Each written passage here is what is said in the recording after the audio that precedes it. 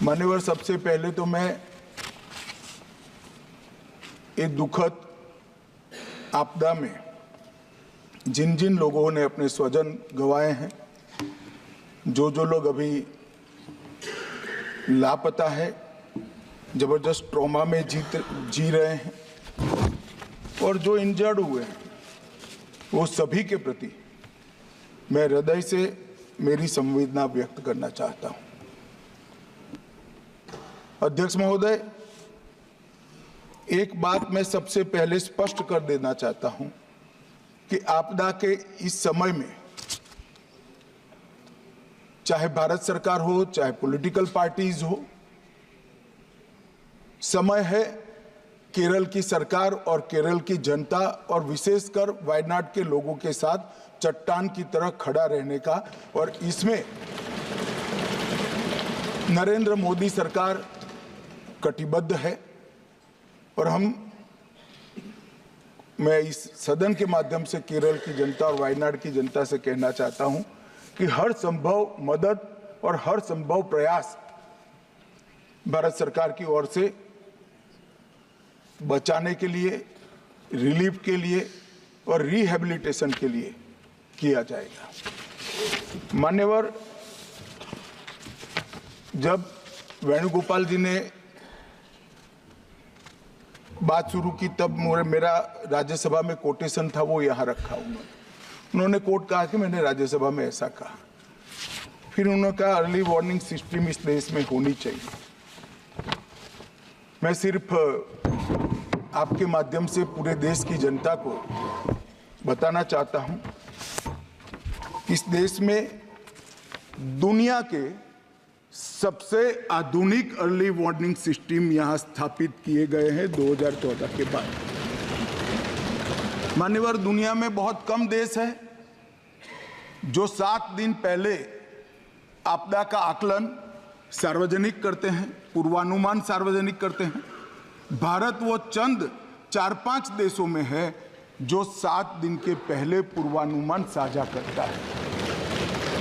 कई सारे देश, ज्यादातर देश, मोर देन 90% देश 3 दिन के पूर्व में ये आकलन को साझा नहीं कर सकते हैं।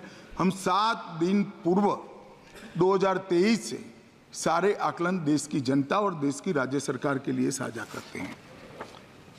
साइक्लोन का भी अर्ली वार्निंग सिस्टम है, कोल्ड वेव का भी है, हीट वेव का भी है, बिजली का भी है, सुनामी का भी है, अर्थक्वेक का भी जितनी पॉसिबिलिटी है उतना है, फ्लड्स का है, भूस्खलन का है।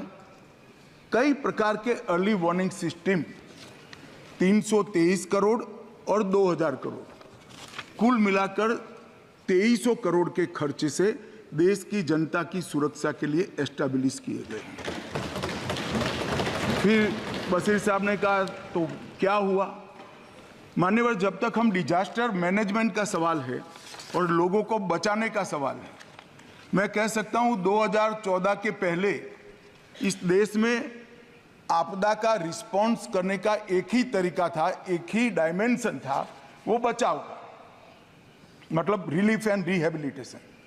आपदा आने के बाद सबको मदद करो और पुनर्वसन करो। नरेंद्र मोदी आने के बाद, देश के प्रधानमंत्री बनने के बाद, इसमें बचाव का एंगल हुआ कि एडवांस में ही तैयारी ऐसे करो कि जिससे किसी की जान न जाए और जीरो कैजुअलिटी अप्रोच। मानवर, पर्टिकुलर एक किस्से में हमने हर बृहस्पतिवार को हम अगले पखवाड़े का जो पॉसिबल, वो इतना सटीक नहीं होता है मगर पूर्वानुमान देते हैं।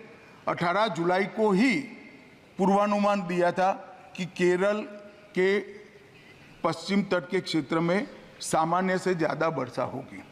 फिर 25 जुलाई को उसको स्पेसिफिक कर भारी वर्षा होगी, बहुत भारी वर्षा होगी ये कहा।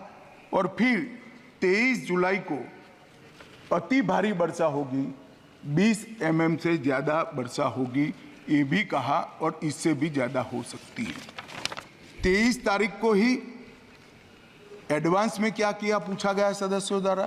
23 तारीख को ही हमने 8 एनडीआरएफ के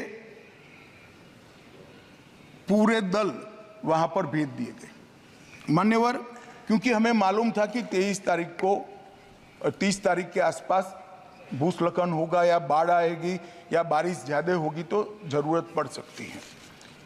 अब डिजास्टर मैनेजमेंट का हमारे संविधान की स्कीम के तहत 2 हिस्सों में जिम्मेदारी आती है। एक, दुनिया भर की टेक्नोलॉजी को भारत के लोगों के लिए यहाँ लाना, टेक्नोलॉजी का उपयोग करना, टेक्नोलॉजी से सर्जित पूर्वानुमानों का विश्लेषण करना और विश्लेषण कर कर राज्य सरकारों को और देश की जनता को अलर्ट करना। दूसरा, ये फेडरल स्ट्रक्चर है, राज्य की जिम्मेदारी है कि केंद्र सरकार जो सूचनाएं भेजता है इसके अनुरूप लोगों को समय से पहले ही, आपदा आने के पहले ही वहां से हटाना, उनको सुरक्षित जगह पे ले जाना। और मान्यवर, मैं कई राज्यों ने ऐसा सफलतापूर्वक करा है। एक जमाने में 2000 के जमाने में केरल में साइक्लोन आया, करीब करीब 10,000 लोग मारे गए थे। परंतु अभी अभी केरल में साइक्लोन आया, सिर्फ एक जान गई क्योंकि 7 दिन पहले सूचना दी गई थी और पूरा इवैक्यूएशन कर लिया गया था। इसलिए सिर्फ एक जान। और गुजरात में भी साइक्लोन आया, गुजरात में भी 7 दिन पहले सूचना पहुंच गई थी, पूरा इवैक्यूएशन हो गया। मैं गर्व के साथ कहता हूं, एक भी जान नहीं गई, एक भी पशु भी नहीं मरा है, क्योंकि संपूर्णतः 7 दिन बहुत बड़ा समय होता है। राज्य प्रशासन की जिम्मेदारी है किसको उठाना। मैं कोई किसी पे दोष मढ़ना नहीं चाहता, मैं ये प्रश्न खड़े कर रहे हैं और उनको ऐसा है कि केंद्र सरकार को घेर रहेंगे, इसलिए मैं थोड़ी स्पष्टता कर रहा हूं मान्यवर। और यहां पर कई रिपोर्टों में, अब माननीय हमारे सदस्य के लिए, बेंगलुरु एमपी के लिए बहुत बड़ा आक्रोश दे दिया कर दिया गया, मगर ये वास्तविकता है कि आईआईटी दिल्ली का इसी साइट के लिए रिपोर्ट दिया गया है कि यहाँ से जो अनधिकृत लोग रहते हैं उनको किसी भी स्कीम के तहत हटाए जाए। इसके बाद 2020 में भी रिपोर्ट दी गई कि इन लोगों को हटाना चाहिए। ये ज्यादा संभावना वाला बाढ़ की और भूस्खलन की ज्यादा संभावना, मगर नहीं हुआ। और 4000 परिवारों को हटाना चाहिए, वो भी इंगित किया गया कि कौन से 4000 परिवारों को कौन सी जगह से हटाना चाहिए। और मान्यवर, मुझे बोलते हुए बड़ा दुख हो रहा है, यही जो दुर्भाग्यवासी लोग हैं जिनके लिए पहले से सूचना 6 साल पहले दी गई है कि इनको हटा लीजिए वरना ये रिस्क में है। अब नहीं हटाया गया, मगर फिर भी जैसे ही सूचना आई, एनडीआरएफ राज्य में जा सकती है। एनडीआरएफ को लगाने का काम कलेक्टर के ऑर्डर से ही होता है। जैसे ही कलेक्टर ने सुबह 4 बजे हमें ग्रीन सिग्नल दिया, हम पहुंचे, लोगों को बचाया। सेना पहुंची, इंडियन एयरफोर्स पहुंचा, हेलीकॉप्टर पहुंचा, हमारी सीआईएसएफ की टुकड़ी एक वहां थी, वहां पहुंचा। सेना ने तत्काल एक कच्चा ब्रिज बनाया, उस पर से 1000 लोगों को बाहर निकाला और सैकड़ों लोगों को बचाने का भी काम हुआ है। मगर कुछ दुर्भाग्यशाली लोग थे जिनको हम नहीं बचा पाए। इसका हम सबको नुकसान, हम सबको दर्द भी है, दुख भी है और नुकसान हमें झेलना पड़ा है, उनके परिवारों को भी झेलना पड़ा है।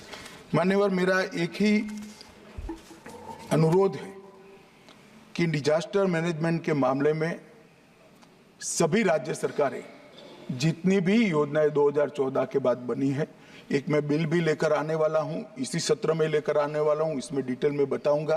कृपया आप इसका अभ्यास करिए। इसकी अर्ली वार्निंग सिस्टम को, कभी कभार वो गलत भी हो सकता है, परंतु फिर भी किसी को हटाने में कोई नुकसान नहीं हटाया और बाढ़ आ गई या भूस्खलन हो गया तो मारे जाते हैं। इसको गंभीरता से लेना चाहिए और स्फूर्ति के साथ इसको करना चाहिए। जहां तक स्फूर्ति का सवाल है, भारत सरकार ने बचाव कार्य में कोई कसर नहीं छोड़ी है। हमारा हर वर्टिकल जो बचाव के लिए बना है, हर वर्टिकल आज वहां मौजूद है, दिन रात काम कर रहे हैं। प्रधानमंत्री जी स्वयं कंट्रोल रूम से सीधी जानकारी दे रहे हैं, मेरा कार्यालय और मैं भी ले रहे हैं। नित्यानंद राय जी हर रोज 4 घंटे वहां पर कंट्रोल रूम में खुद मेरे MOS बैठ रहे हैं और इसका मॉनिटरिंग कर रहे हैं। मैं इतना केरल की जनता को जरूर आश्वस्त करना चाहता हूं कि रिलीफ और रिहेबिलिटेशन के लिए हम कोई कसर नहीं छोड़ेंगे।